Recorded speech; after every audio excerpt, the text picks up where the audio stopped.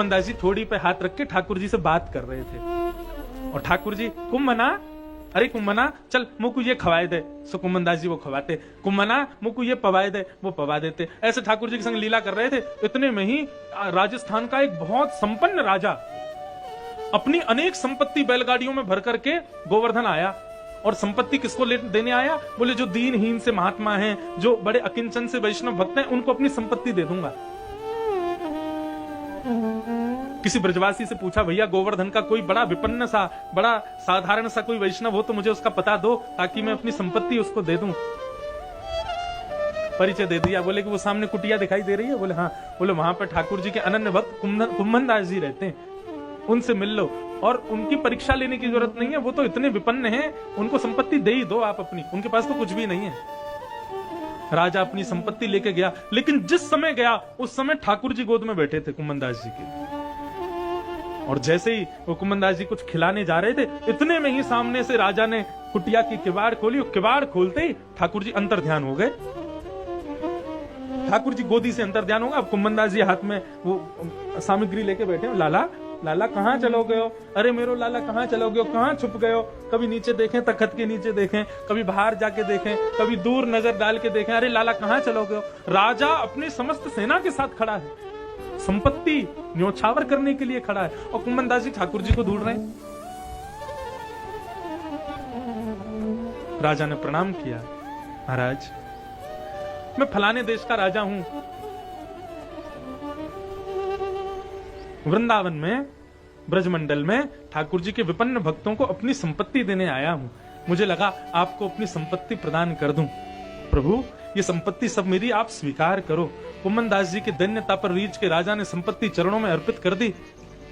कुम्मनदास जी ने हाथ जोड़ के कही, बोले राजा तेरे पाम परूं, तेरे पैरन में दंडवत प्रणाम करूं, तेरे आगे सौं खा रहा हूं, तो को कभी नहीं दिखूंगा, लेकिन भैया यह संपत्ति को लेके अभी चलो जाए यहां से।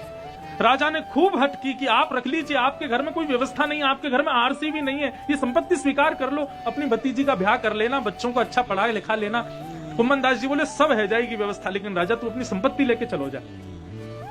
जिस संपत्ति को लेने के लिए, अपना बनाने के लिए बड़े बड़े महात्मा बाहर खड़े थे, उस संपत्ति को ठुकरा रहे हैं कुम्मनदास जी। कुम्मनदास जी ने राजा से मना कर दिया। हाथ जोड़ के प्रणाम करके कुटिया के भीतर आए। जैसे ही आकर के बैठे, रोने लगे, ठाकुर जी कहाँ चले गए? इतने में ही गोपाल जी फिर प्रकट हो गए और प्रकट होकर कुम्मनदास जी के साथ लीला करने लगे। कुम्मनदास जी बोले, लाला तू कहाँ चलो गए हो? मैं तो तुमको खोज रहे हो। ठाकुर जी से बातचीत हुई। ठाकुर जी ने सहज भाव से पूछा, कुम्मना इतना बड़ा राजा अपनी इतनी सारी संपत्ति तो को देवे आयो, तेने मना क्यों कर दी?